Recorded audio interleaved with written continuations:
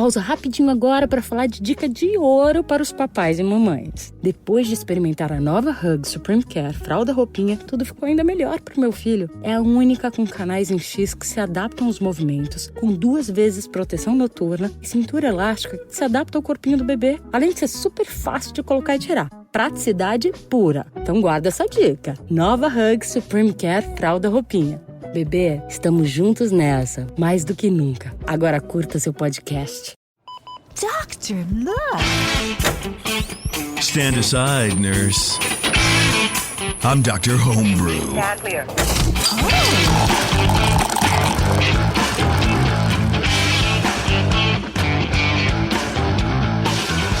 Hey, what's going on, everyone? Thanks a lot for coming back for another episode of Dr. Homebrew. Today, it's another JP show.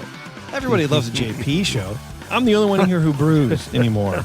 So, you know what I'm going to do next week? What?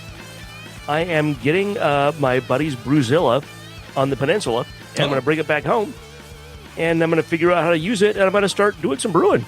Is he giving it to you? Or you're buying it or whatever? It's a long-term bar. He hasn't used it for a while. Nice. And he's like, yeah, it was the Mexican Lager show. Like, he messaged me after that show, like, dude, I didn't know you weren't brewing anymore.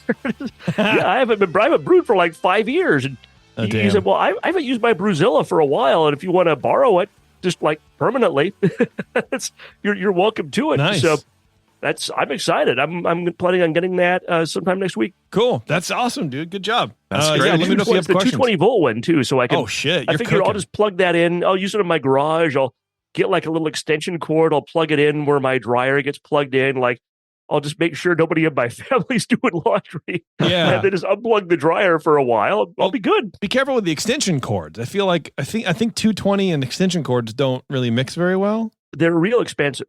Okay. So I figure I'll get I'll get like a little wheeled whatever. I can just wheel over by the dryer and just plug that in. But yeah, it's the I'm a lawyer, but I'm also an engineer. And it's, when you have an extension cord for 220 volts, it's going to be heavy and it's going to be expensive. It's probably going to be like, I've looked at like Home Depot and whatever. It's like $60-$70 for like a 4 or 5 foot extension cord. I forget that you're an engineer. And so the funny part is I'm telling you, a college educated man, that just to be careful. Yeah. So, there's always that. It never hurts to remind people to be careful when you're dealing with higher voltage electricity. 110 is hard. 110 you can kill yourself with. Yeah. 220, it's not like you can kill yourself just twice as much, but you can kill yourself like 5 times as much with 220 than 110. Hell yeah, dude. Now you're giving me ideas. Listeners, just be careful with electricity. That's right. Don't screw around with it if you don't know what you're doing. If stuff gets hot, turn it off. Just don't mess with things. Don't go trying to rewire things if you don't know what you're doing, because you can die. Yeah, exactly. You could die twice. Yes. All right. Well, the first beer that we have today is a red ale from yours truly. Now, red ale is not necessarily a style I brew all the time, but I was going through my recipe book and going like, I kind of want to brew something, but I don't, I've had a lot of lighter beers, and I've had like a English mild that I did. And I don't know, I want something with some meat on it. You know what I mean? But not too bad. Not like a Belgian, dark strong, right? So I landed on this beer that I brewed. I've brewed it a couple times. It's actually a clone from from Rogue Ale, Saint Rogue Red. If any old heads out there remember that beer. Okay. Dry hopped American red ale. Fucking delicious. I mean, absolutely scrumptious. But it's not like when you think of late 90s craft beer, American Reds, that's not what this is. It wasn't as... John always made beers that were... He had enough hops in it to balance all the sweetness, right? So everything kind of drove up equally. A lot of people didn't do that, and their reds were very cloying and very heavy, and they didn't have enough hops in it to balance all that, shit out. Which is why I love John's beers. But so I found this recipe that I made years and years and years and years ago at More Beer, and I decided to make it again. So I made it again. I made a slight tweak to the recipe, but I'm pretty happy with it. I do want a little bit more, so I do actually want some of your guys' help, because I want to give it a little more oomph, but I don't want it to turn into that late 90s shit show where, there's a reason nobody makes American Reds. There's a reason why that style sort of went away, is because they can sort of just taste like caramel malt. Yeah. So keep that in mind. But I would love to know your thoughts. So you all have it in front of you. I brewed this. When did I brew this? I don't know. Probably 2 months ago. Yeah. Oh, yeah. January 2024, January 5th. It's my, I call it my St. John Red because I'm a bootlicker for John Mayer. That's very nice. Thanks, man. Yeah, I feel like we just jumped into the show. It's 5 minutes in and we're like on the first beer, and I feel weird about that. Yeah. But are you a member of a homebrew club? No, I'm not. What are all the other stupid questions we ask people? How long have you been brewing? Joe's right here. Are you a beer judge? Yes, I am. I have been brewing since 1999. Do you like yourself? No, I don't. What's your favorite color? Green and blue. I alternate. Okay. Yeah. That's do you like Disneyland? Yeah, I do. Okay. No, I don't. Actually, I like the history. I hate the place. Fucking can't stand it. Okay, now that we know you a little bit, yeah, let's taste your beer. Okay. Who wants to go first? Shar, you go first. Okay. So I judge this as an Irish red ale because you texted me about this, and I didn't tell you. I was kind of pulling this out right before the show, 2 hours before the show, and thinking, hey, I'm going to guess this is an Irish red ale based on the aroma, and I actually thought it was a pretty good Irish red ale. So the bottle inspection, it's NA. It came in a opaque growler, so there was nothing to inspect. I opened it up. There was a refreshing hiss showing that there was some carbonation, and I was off to the races. Aroma. There's a low malt aroma with low malt, a little bit of toffee, and a little bread crust in this. No hop aroma, no off aromas. I thought it was really kind of a classic Irish red ale. Speaking of styles that have kind of fallen out of favor that people don't make a lot anymore. But it was, I thought I enjoyed the aroma a lot. Give it 1 out of 12 for aroma. Appearance. See, you didn't even notice. No, I don't. I gave you a 1 out of, no, it's 10 out of 12. Sorry, I'm texting Vito back. I apologize. No, I'm just giving you a hard time. That's not like anybody in the podcast can see you text anybody. Appearance, very low head that settles quickly. It's extremely clear, reddish copper color. It should have a little larger head that should be a little more persistent. So I gave that 2 out of 3 for appearance. Flavor, initially the flavor is sort of a low roast, which was interesting because it doesn't correspond to anything in the aroma. I didn't, and as it warms up here, I still get a little bit of a roast character, but not as much now that it's warmer. I do definitely get hop flavor, which I didn't before. Kind of a classic hop. I'm trying to think about where this would. Yeah, it's kind of maybe like a floral, classic varietal hop. I'll be curious what you utilized there. Penis hop. It's the penis hop. Penis hop. Penis. It's a new hop on the market. Yeah. Penis. Okay. So, did you put your penis in the boil? I don't want to tell you. I'll tell you after. I don't want to influence your decision. Did you dry penis this beer? I am married, so yeah, probably did. The malt evolves to being a little toasty, and in the finish, the roast character comes out again. Again, this is funny. I need to just start pulling beers out like 2 hours before I'm going to judge them, and just know I'm going to be judging, and just do that, and not have to play this game on Dr. Homebrew that I always do. It's like, I judged this right out of the fridge, and it tasted like one thing, and now it's 2 hours later, it tastes totally different. It's like sort of a through line through all of my Dr. Homebrew episodes, and probably the listeners are sick of it or just don't care. The finish is long, dry. It's balanced toward malt, low hop flavor, low bitterness, well attenuated. Imagine that, JP. You made a beer that's not with low bitterness. Hell yeah, I know. Go figure that crazy. One out. Yeah. 12 out of 20 for flavor. Mouthfeel 5 out of 5. Medium low body, medium carbonation, no warming. It's smooth. It's as I don't get this so much as it's warm. I had wrote that roast malt gives sort of an impression of astringency, but it's now that it's warmed up, I really don't get that.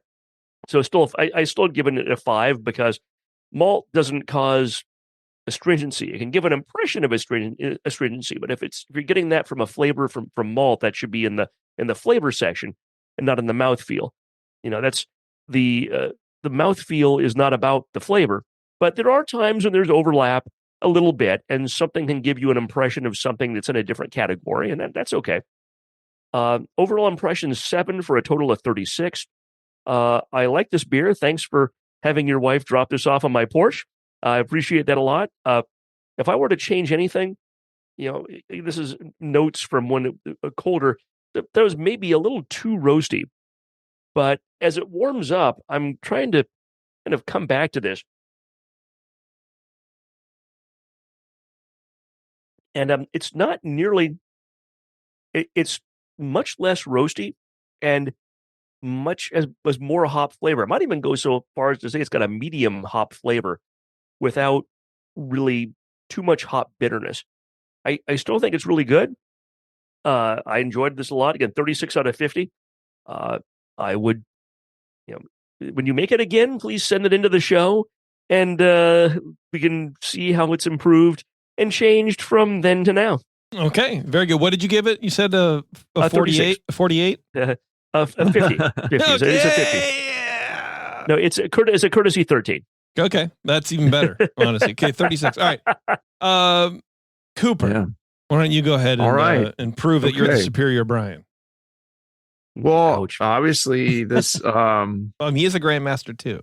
When you talk about red ale, my mind jumped to a point in history when there was a regional thing called red ales, and it's it falls these days under the 19A American Amber Ale, where the history is a modern American craft beer style developed as a variation from American pale ales. Mendocino Red Tail Ale was first made in 1983 and was known regionally as a red ale. This served as the progenitor for double reds, which is I remember that. Oh, American Strong Ale. Yeah, there was like double red ale. Cassie double red, and dude, the early Slayer. 90s were fucking weird, man. And like Arrogant Bastard and all that stuff. Like American Strong Ale, and then I remember that branching off from ale. that also is now red IPAs and other hoppy caramelly beers. So there are places now that are not American Amber Ale, but I wanted to judge this as American Amber. Okay. And red IPA is kind of. It didn't say, nobody said Irish. Too. Yeah. It didn't wink at me or flash any, gold coins or clovers at me when you handed me the beer. You didn't actually hand me the beer, but that's another story. So it came in a tiny growler, and it, I've seen this growler before, with a tiny cap. And when I opened it, it didn't particularly do anything. There was no hiss. I need to figure out, just a sidebar, I need to figure out how to package this shit better for you guys. Yeah, I really do, because, I'm dinging myself points. I'm dinging myself in the dinger. We always talk about how packaging is the most difficult part and one of the least fun parts of homebrewing. Yeah. Packaging and cleaning are like the least fun things about homebrewing. Yeah. I mean, you paid enough attention to your penis when you were brewing this beer, but you didn't pay very much attention to your package. Yeah. Well, so, look, it's easy to do. You know what I mean? Anyway, the beer pours with almost no head whatsoever.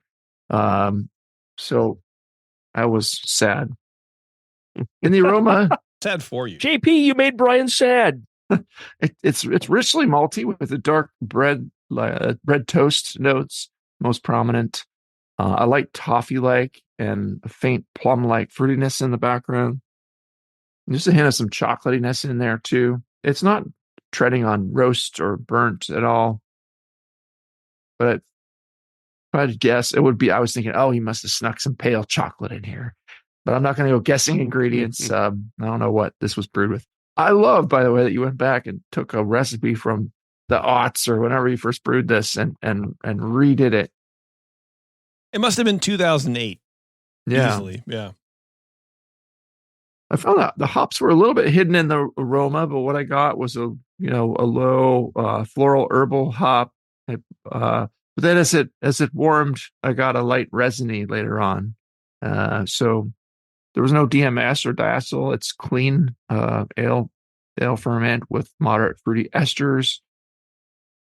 No DMS or diacetyl, anything nasty in there. I wondered if either the hops were a bit low or a bit different from what they should be for the style, because they weren't like, the category calls for modern, New World hop varieties with citrus, full pine, resin. And I stuck on that resin. I get a little bit of resin. I can see that. And then looking at the appearance, there's no head. It's a dark reddish copper beer with dark orange highlights. Pretty clear, no overt haze or anything here. The retention is basically non-existent. The texture of the head is, there's some tiny bubbles around the edge of the glass as I swirl it. But yeah, in the flavor, suddenly I liked this beer a lot. The malt is really pleasant here. It's toasty with a faint chocolate, smooth, not burnt at all. And it plays really well off the resiny hop flavor that's here at more of a medium level that comes through, and I get it. And moderate light bitterness. It's clean ale fermentation with medium fruity esters. The balance is fairly even, I would say, hops to malt. I guess the malt wins a little bit, but it's a really nicely balanced beer is what I liked about it. Resin and toasted dark bread lingering in the aftertaste. It's fairly dry. It's only a tiny hint of any sweetness in here. And there's no DMS or diacetyl, acetaldehyde, any of those things you don't want. So pretty good on the flavor. In the mouthfeel, it's medium bodied, as it should be. Just almost just very low carbon dioxide in there.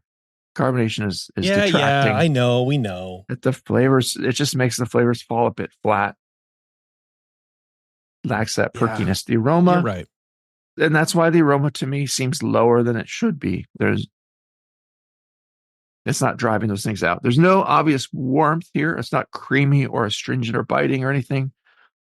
So pretty good on the mouthfeel otherwise. Bump the CO2 up is all. And overall, it's a great recipe with nice balance in the flavor.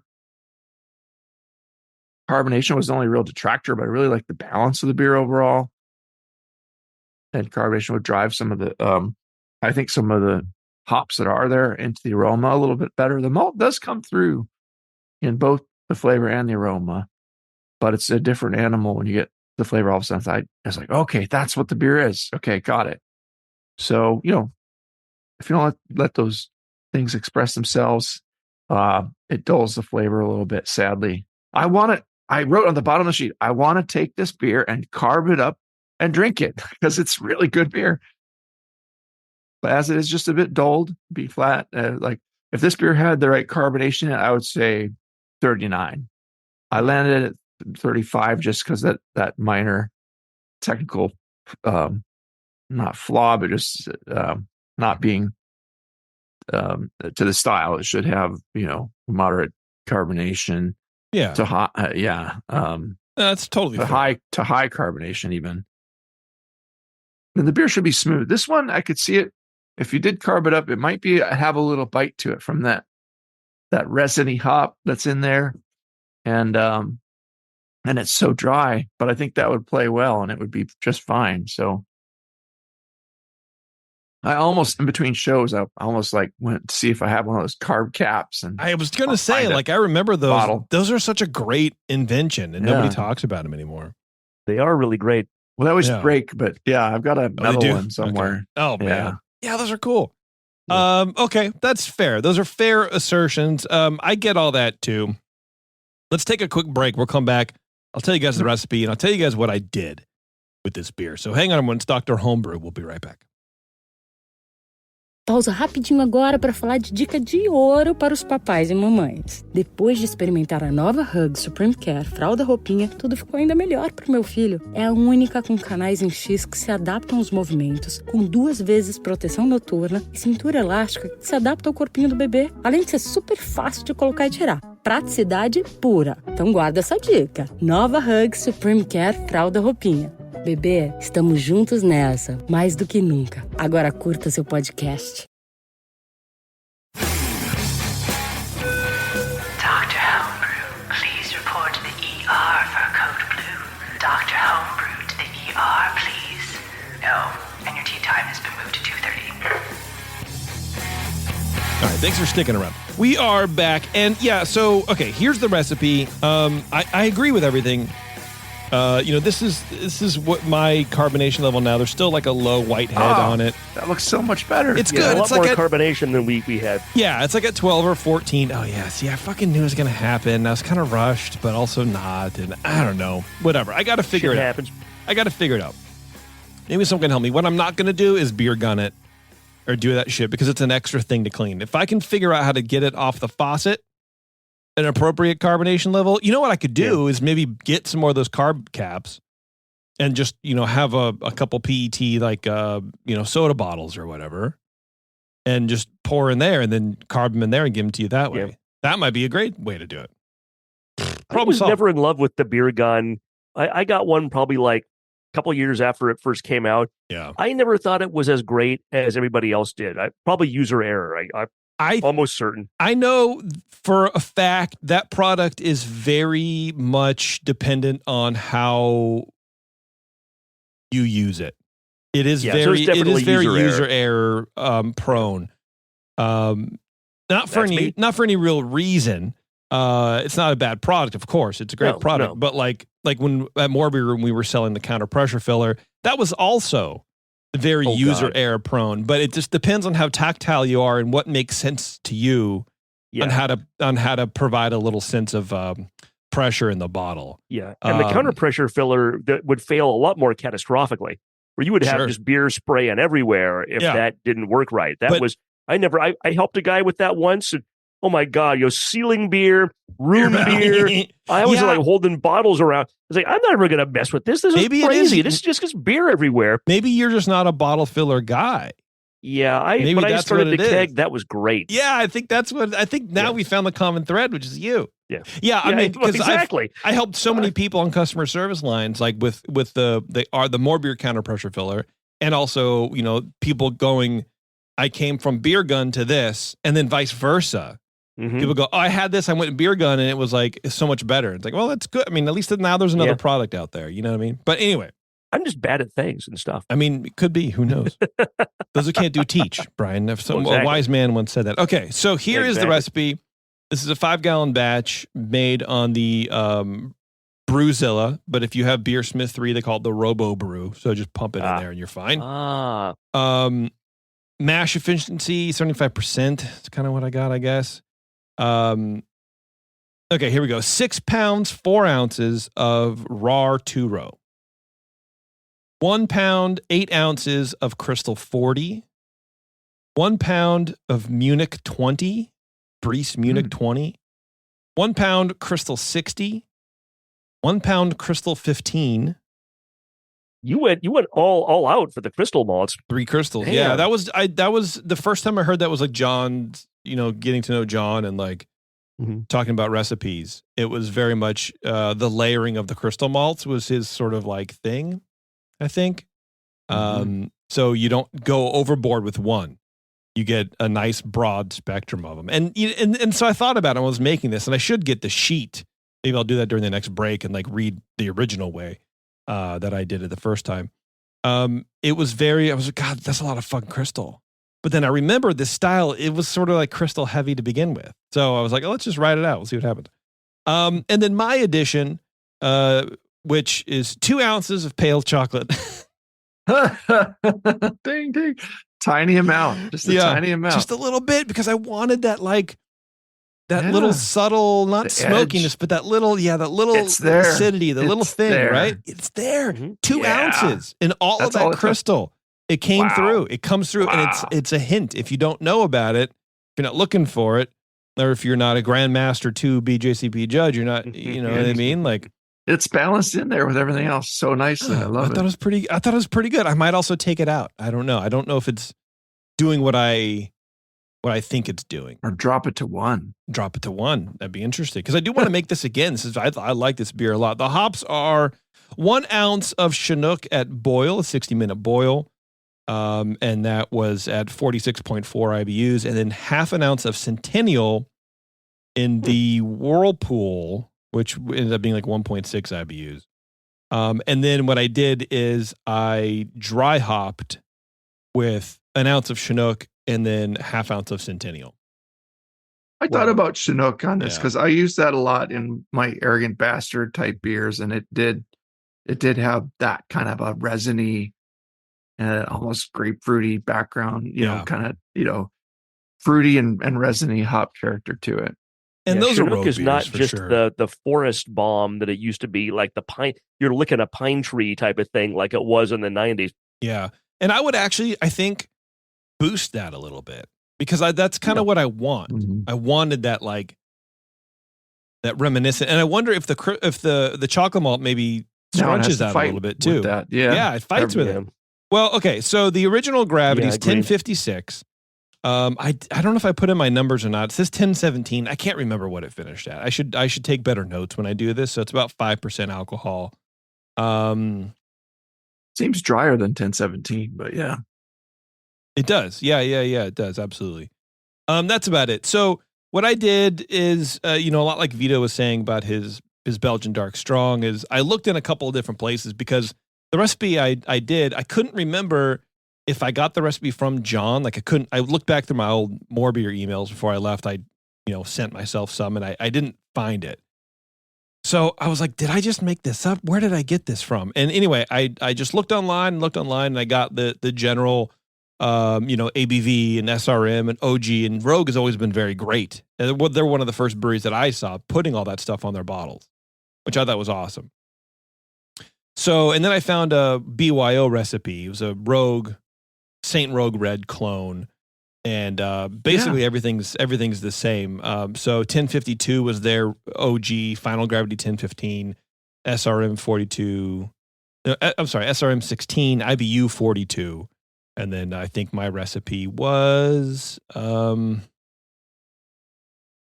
is it? How the fuck do you read this stupid thing? I can't read it. I have no idea. I don't know what my IBUs were. Why doesn't it say? Why doesn't it say on my notes?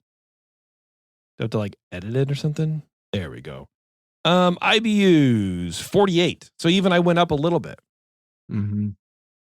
Yeah, it had a fair amount of bitterness to it. Yeah. But it wasn't over the top.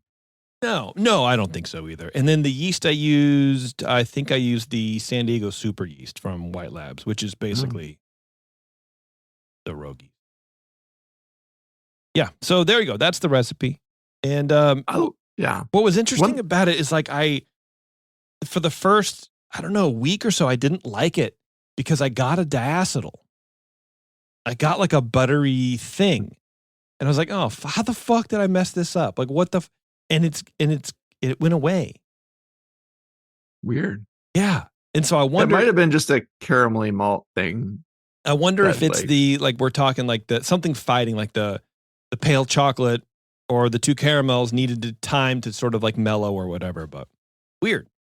One of the things I like about this recipe is the blend of that Munich with all the crystals, because I think that it helps keep them in check from just being too sweet, syrupy, caramelly, where you get a little bit of that toast in there, and the rich, toasty quality bread crust-like adds to it and accents the caramel, where it would be much more one-dimensional without that Munich. If you made it just another crystal instead of that, it would be a totally different beer. Yeah, I think so too. Yeah, it's a good lesson in how to layer things. You can add anything into anything. You just have to figure out how to balance it and what plays well with it. And I think you're right. And I think that Munich kind of lends that biscuity, thing that maybe cuts through a lot of that crystal as well. And I think those particular crystals work with that pine, with those kind of old schooler, hops. Yeah, that was part of the key to the red ales in the style. The hops had to balance with the malt for it to play nice and be to work, to be good. Not too sweet, not too bitter, not too hoppy, not too malty. Yeah, just right. Agreed.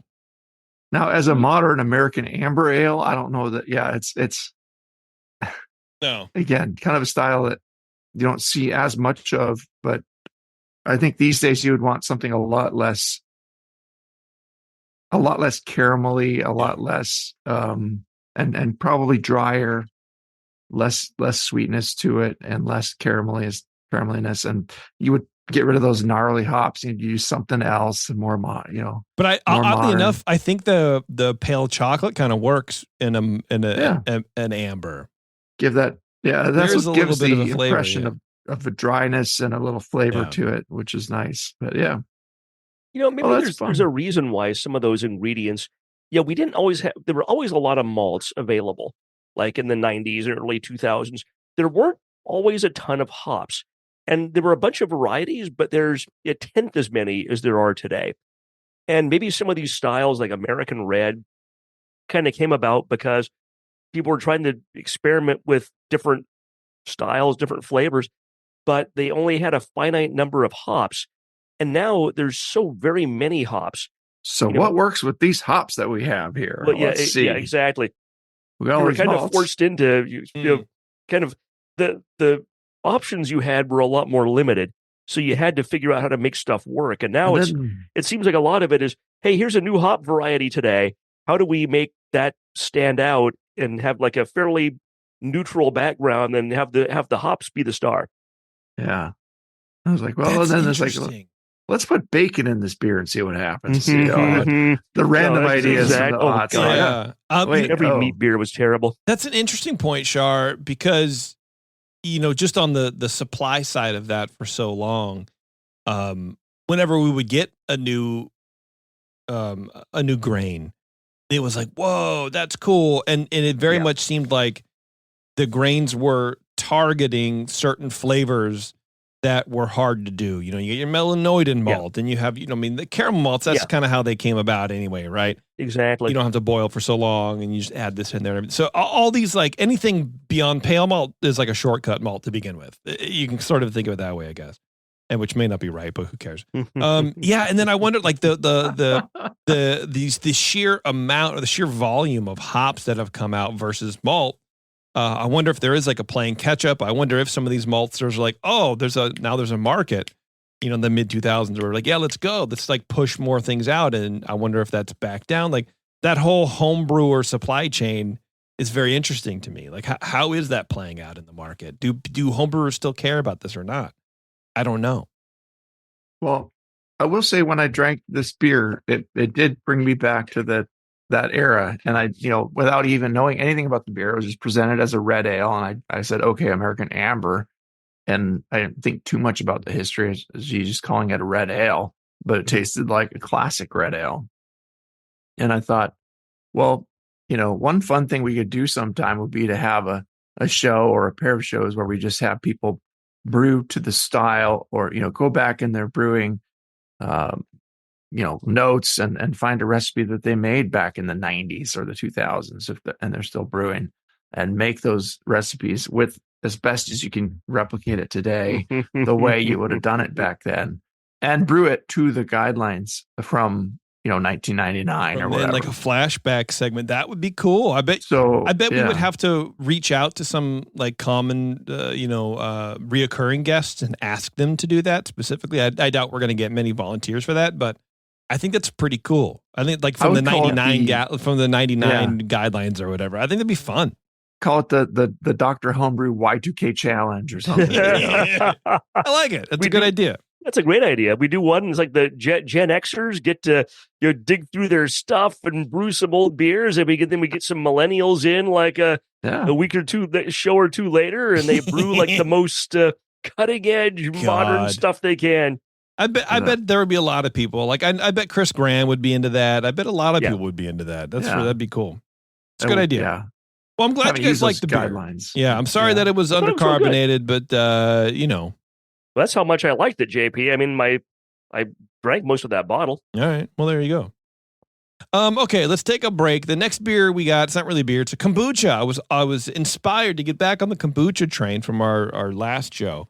And I've actually brewed I got a third batch in the thing right now. Oh wow. Yeah, kind of interesting. But we have a kombucha to try, and we're just going to bullshit. So listen to it or not, I don't really care. But hang on, everyone. It's Dr. Homebrew. We'll be right back.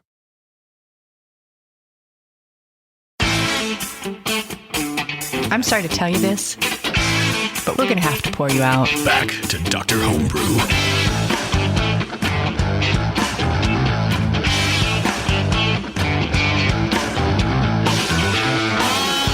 All right, thanks for hanging around, everybody. We are kombucha time, everybody. Now, kombucha is a fermented tea and sugar. Basically, you get tea and sugar and bacteria. It's basically like making a sour beer. And I was sending pictures to the guys. You were showing us your SCOBY. I was showing you my pellicle. It's essentially a pellicle, and then eventually it like grows and grows and grows. But this is so the first batch I did. So okay, let me start over. Basically, what happened is I got off that show the other night. Maybe I was editing it. Either way, it doesn't matter. And I was like, man, I kind of want to try kombucha again. So when I got the G and S or whatever, and I drank it, I was like, wow, this is actually really fucking good. And, you know, I'm at my age, I'm supposed to be, you know, having more probiotics anyway. So I'm like, oh, let's just fucking drink it. And then I'm like, okay, here's what I'm going to do. I'm going to find kombuchas that I like the flavor of. And then I'm going to make a batch, and I'm going to take the dregs of the kombucha, the last like 2 inches, shake it up and pour it in there. See what happens. And what happened is it turned into kombucha. It was great. And it formed a little pellicle. And I sent you guys the pictures, and it was like cute. And I was like, oh, that's cool. And then, so then I poured it off into a growler and then refilled it with more tea and sugar and, you know, and, did that. And I didn't add any more. Well, actually I did for the next like 2 weeks. Every time I got a kombucha that I liked, it's like, oh, let's just pour it in, whatever. But I'm done with that because I like the flavor of it now. And so it's mostly like a black tea, this Chinese black tea, but with a little bit of green tea in there too. I want to kind of play with the balance of flavors a little bit. I have a batch going now with some rooibos tea, which is like not really tea. Anyway, so this is what's going on. So the first batch I made, and I'm saying this basically just a data dump in case anybody wants to try this. The first batch I made was very, very, very, very acidic. So it's undrinkable by itself. But what I've been doing is mixing it with seltzer water because we're a big seltzer water house. So I'll put some in there, and because it's uncarbonated. So this is my way around not kegging it and not contaminating a faucet line. You know what I mean? So just going to mix it with carbonation. That's clever. Yeah. So put a little of that in there, a little kombucha, put a little apple juice to kind of sweeten it up a little bit, and it tastes pretty good. It's like a nice little cocktail. But this is my booch, and I'm curious to see what you guys think about it. Because it is very sour beer like. The one that you have is sort of a blend of like the first batch and the second batch. So it's not as like teeth ripping enamel off you. You kind of made it in the coop way, where you kind of collected some bacteria and organisms from stuff you liked and put it all together into this make your own bacteria drink. I like it a lot. I think it's really good. And I forgot to tell you, what I should have done is given you a can of seltzer water so you could mix it, so you can cut it, because it's like very hard to drink, otherwise just straight. This is the full strength. It's full strength. Yeah, it's very hard. It's very acidic, but I like that about it. Yeah.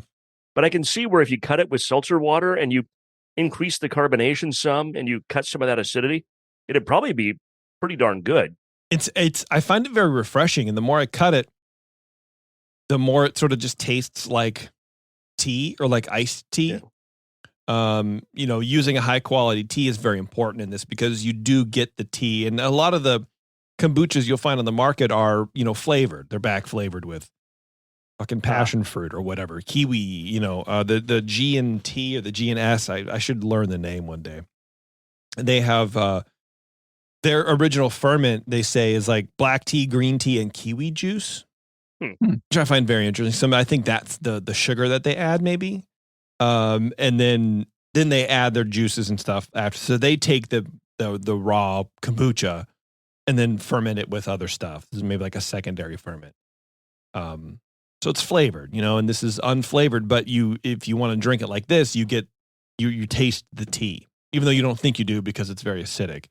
But the tea quality does actually matter. So this last batch I have going, a little bit of green tea, a little bit of, like I said, like the Rooibos tea, which is like an orangey berry kind of thing. And then I put one bag of Earl Grey in for like 2 minutes because I thought that might be a fun little flavor, and you play with it a little bit. So there's caffeine in this too. There's caffeine, yeah, I guess. I don't know what the bacteria do with caffeine. What I have read online very briefly is and I wonder if this is true for sour beer too. The longer you let it sit, the bacteria in the kombucha will start consuming the alcohols that are made just in the fermentation process, and sort of make it a little more acidic. But they consume when there's nothing else to consume. They eat the alcohol. Does that make sense to you guys? I read that. I was like, that doesn't make any sense. But someone linked to like a paper about it. Like there's a lot of research being done now. It's a carbohydrate source for them. So yeah. When all the sugars are gone, what other carbohydrates do you have? In theory, but you can't. But at some point, does the alcohol become toxic like it does for brewer's yeast? Well, this isn't just yeast. It's a symbiotic culture of yeast and bacteria. Right. And the bacteria could live off of I don't know which bacteria and yeast can, I think yeast just, it's probably more complicated than we're making it, but yeast, alcohol keeps going up. The yeast just eats the sugar and it gets stronger and stronger until the yeast can't tolerate that environment anymore and it dies. Whereas, different bacteria, there's a lot of different kinds of them in the world. And, luckily this is very acidic and it's food safe and you can drink it and nobody's going to die. Well, no pathogens will live in this. I guess my point is, or my question is more of, in theory, could you let this just sit in the bottle long enough to where the bacteria will consume all the alcohol and you make it NA? Possibly. I don't know. I don't know either. Or like beer. Like can you leave a sour beer in the bottle long enough for the bacteria to consume the alcohol? I kind of wonder that because I have sours that have been sitting for years, and some that I add things to, and others that I don't. But it still seems like there's some alcohol in there that it's not going to just go away. But and there's all kinds of bacteria in there, but it's already a pretty high. Yeah, I don't know. It's a low pH environment like this is. And there's lots of stuff alive in there. That's something we should research. Yeah, I just don't know enough biochemistry, but that is a fascinating idea. Yeah. I have like a 15 or 20-year-old Cantillon that I should probably open and drink. Maybe we'll probably is like pH 1.5 or something by now, but we should when we're all together sometime, I will cool that off and it's just sitting in my fridge right now. I'll put that in the fridge and we'll have some Cantillon and we'll rip our teeth enamel off. In the summer, come over, sit in the backyard and have that. Drink Good plan. Yeah. Sounds good. Good. I'll record it. Yeah. It'll be a segment. So when I first opened this, I was a little afraid and I smelled a whiff of vinegar, a little acetic. And these things are always a blend of different acids that get created from the bacteria. But I was like, oh man, it's going to be one of those really acetic heavy ones, but it's not. It's got a more of a lemony quality to it, like a citric acid kind of approach here. That's okay. And like Vito was talking about how each different acid has its own character, Oh yeah. lactic is a sharp, straight sourness. Yeah. And citric is that fruity citrus fruit kind of sharpness, and acetic is my least favorite, although to balance things, it's very strongly sour, per mole or whatever of the acid, I believe it gets pretty sour pretty fast. Yeah. So where you have a beer that's not really, it's just kind of there. It's not really as bright and sharp and fruity as you want. Adding a little acetic can give it that kick and make it seem a little sharper together. So, this blend of acids that you have going on here is pretty nice. I think I do have some carbonated water. Get it. Try it. I'm very curious. And so that flavor, I chalk it up to the tea. Because the tea that I picked specifically for this is if you want to know, it's the Golden Monkey first pick from Red Blossom Tea Company in San Francisco. They do email or mail order. So redblossomtea.com. Fantastic tea. A little pricey, but trust me, it's worth it. I mean, if you're brewing this, you'll get 4 infusions out of this. You get 4 rounds of it. It's so good. It's so high quality. Interesting. So they say gathered in April from the Wuyi Mountains of northern Fujian. Fully enzymatically oxidized gold-tipped leaves and buds crafted by hand into the shape of a monkey's paw, which is just a curl. I don't know. Red amber color, light for a black tea, is exceptionally smooth and tannin-free with notes of oven-roasted sweet potato. Anyway, fantastic tea, but it does have sort of a sweet fruitness to it that I've noticed when I brew it, and it's one of my favorite teas. And I thought it would be great, and I think those kind of light, like almost like dried apricot notes come through in this in particular, which I think is why a lot of people say when you make kombucha, you don't want to do like green tea. They say it doesn't work, which I don't understand what that means. Green tea and black tea are they're very different in flavor and just in terms of, like, when you get green tea, sometimes if you get like good green tea, sometimes you get like actual leaves. They're just like, wow, it's like I picked that out of a plant in the backyard or something.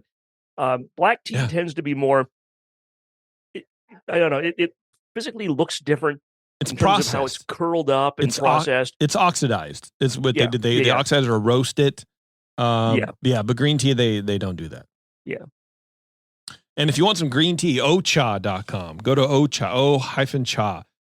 High quality Japanese green tea. Japanese do green tea. Chinese do black tea, basically. Chinese do green tea also. Yeah, kind of, but not like the Japanese. It's very different. No. Yeah, oh my God. If you like chlorophyll, Japanese green tea, baby. But anyway, so that's why I think I started with the Ocha difference. It's so good. Oh, those teas are, and the packaging is beautiful. It's like this elegant long envelope with this sort of embossed, kanji. It's so awesome. Anyway, but I started the culture with black tea because I read that the bacteria doesn't respond well to like green tea when it's first going.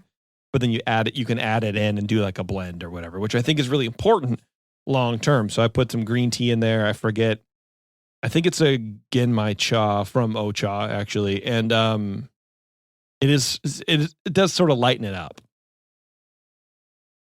Yeah, I will say the adding the Soda Stream bottle of sparkling water to the kombucha does lighten it up and perk it up a little bit. It needs carbonation. I mean, this stuff needs carbonation. I think. Otherwise, you feel like you're taking medicine. Yeah. But that's the way I like it. And then, I think it's a good mocktail mixer. Yeah, sure. There's been a couple nights where, I feel like drinking, but I don't want to because I'm watching my figure. I'm losing a little bit of weight from not drinking so much anymore. It's nice to see that. And this, a little bit of apple juice, a little bit of seltzer water. Fine. Yeah. Tastes like an overly acidic white wine. Right. You got to have something in a mocktail that gives that bite that you would get from the alcohol, the spirit. Exactly. So. Anyway, I thought it'd be fun to share with you guys. No, and I appreciate that. It's pretty cool. It's it's got a definite sour beer character to it. Yeah. Without being alcoholic. Yeah, for the most part. I mean, there's some alcohol in there, but what I should have done is take a gravity reading, or let's call it low alcohol. It's not an NA beer. No, let's say it's a low alcohol, but there's a ton of flavor in here. Especially if you put seltzer water in it. Yeah. It's nothing. Right. Nothing. Tastes really good. I don't know. You'll be getting some more maybe from time to time if it tastes good, and I want to talk about it. But yeah, I thought it was fun. It's a neat thing. It's another example of what you can do at home, fermenting your own stuff, probiotic, blah, blah, blah. But it's also another example of how you can get on this show. If you're fermenting stuff and you want to make kombucha at home, just do what I just told you to do. Actually, you know what? I should look up the recipe. The ratio is like, you get like a gallon of tea. I think it's like a cup of sugar. So you can scale that down. And just find a bottle of kombucha that you like and just pour half of it in there. It might take a couple days. Fine. It's great. Tastes good. I like it. But if you want to do that, send it to Brian@thebrewingnetwork.com. Don't send the kombucha because you can't, because it's digital. Send him an email about it. But we'll do anything too. We're getting into, I think, kimchi season. That'd be fun to make a kimchi. Mm-hmm. I've done that once. Summer is good for fermenting foods and tea and everything else you got. So, but we got some other fun shows coming up. I'm excited for this one. A homebrew club down south is going to brew a bunch of, I believe, a Cal Common and share with us in an upcoming show. Ooh, yeah, nice. Dude. And celebrating a big anniversary of theirs too. So they want to get some bragging rights for the brewer that does. They're going to send their Cal Common up to us here in the Bay Area, and somebody really needs to bring really cool. Bring Anchor back because at last I heard there was a group of brewers. I think they were former employees that were trying to buy Anchor. Do you guys know anything about that? I should text Sully, see if he knows. I haven't heard whether it's gone anywhere since, but yeah. I'll text. I haven't heard anything myself. Actually, I should text him right now. I'm going to do it right now on the air and see what he says. Here we go. Voice text. That's the best. Hey, Sully, do you know anything by chance about the former employees of Anchor that are trying to buy that place? ? Or have you bought it yet? ? Winky face. There we go. We'll see what happens. Yeah. Even the next show, I'll give you an update. All right, guys. Well, that's it. I appreciate you taking the time to listen to my bullshit. Hopefully, by the next time we brew or next time we get together, Shar will have a beer for us. You'll brew that quickly, Shar? I'm not going to have a chance to do it in the next month. Damn. But too busy. I will. I'm going to try to get something together here, sooner than later. Okay. Mm-hmm. Hell yeah, dude. I can't wait. Do you have an idea what you're going to brew for your first beer? Oh, God, I haven't thought about that at all. That's fair. I'll probably do something simple for the first time. Yeah. With the Brewzilla, and I'll obviously figure out how to run it and clean it up and do it. I'm sure it's in great shape. It just I need to figure something out, and probably I'll make something like a pale ale out of the gate, just because it's simple. It's hard to fuck it up too bad. It's I've got to remember. I got to figure out again. I've forgotten a lot of things. I'm sure about just. How do you get it from the, to the fermenter? How do you get it from the fermenter to the keg? And I've got to get all this stuff. And there's all the things that I used to be second nature that I haven't done for 6-7 years that I need to. Let me know if you want to run through it. Let me know. Send text me your thing, or we'll get on a phone call, because I had to do that too. Cool. And the main thing is try with water first. Do the whole process. That's a great idea, just to be sure I know where the water's going to go, especially if I'm going to be in my garage, and I don't want to, it's the garage is not the house. You still don't want to have a bunch of water or words or whatever, get all over your garage. No. It's not good. No, it's not good. And plus, now that you're, 5 years older, carrying 5 gallons of hot boiling liquid across a room, it's harder, right? I'll tell you, one reason I was excited to, go the Brewzilla route is, none of us are getting any younger. I mean, I'm a couple years away from being 60. You couldn't tell from looking at me here on no, I thought you would have crossed that or YouTube threshold a while ago. But damn, yeah, I'm like a very young looking 70 here. Yeah. No, it's none of us are getting any younger, and the thought of trying to even I had the Blickman Tower of Power with was it that stand that you could put different stuff on? Did they call that the Tower of Power, or is that the control system? Whatever that rack was. Yeah. And even though that had casters and it was well made and I really liked it, you tilt it back and move everything around. Even 10 years ago, that was getting to be difficult to do. And I remember thinking, if I want to keep brewing until I'm 70 or 80 or whatever. I just need something smaller. Yeah. And I don't have a giant amount of space. So something that's smaller that I can make, 3 gallons of beer on, 2 gallons of, I probably don't plan to make a lot of 5-gallon batches either, because it's just, sitting down and knocking out a 5-gallon keg by myself. Takes a long time. I'll tell you what, and then we'll end the show because now we're just chatting. But yeah, being in your position where you're going to be, where I'm in now, it goes faster than you think. But I don't know why there's fucking. I don't understand why that happens to you. But like, if you're going to be passing it around on this show, that's where a lot of my beer goes. Yeah. Not a lot of it, but a good chunk of it is to you guys. Yeah. So there is some of that too. And then also, I'm at this stage of my brewing, I am not afraid to dump beer. If I'm tired, like this keg of beer, I probably won't finish this. If I get the drive to brew before this keg runs out and I need this space, I'm just gonna dump it because I don't fucking give a shit. But when I'm 25 and brewing, I'm like, you can't fucking waste it. Yo, what are you doing? That's alcohol or beer, whatever. Who fucking cares? It's like $1 worth of product. You spend all that time. You gotta drink it, whether it's shit or not. Nobody cares. Just fucking throw it away. Make something new because you enjoy the process of brewing. Yes, that's what you got to do. Wow, that's so zen, JP. I know, right? I could let go of my 25-year-old self, but I can't. It's so hard to throw if you things meet your 25-year-old self on the road, kill him. That's right. Yeah. All right, everybody, we are going to get out of here. Thank you very much for tuning into this show. I appreciate it. Thanks to me for sending in beer. And again, if you want to be on the show, Brian at thebrewingnetwork.com. That's Brian with 15 Y's. It was nice getting to know you, JP, on this show. Thanks, and a little bit more about you. Next time we'll learn about your tattoos and other outside hobbies that have nothing to do with brewing. Oh, absolutely. Like you're going to Chuck E. Cheese now. Gardening or... Oh, yeah, like dude, I'll tell you all about Chuck E. Cheese. I'll tell you all about it. Looking forward to it, brother. All right. Bye, guys. Appreciate it. Take care. Bye.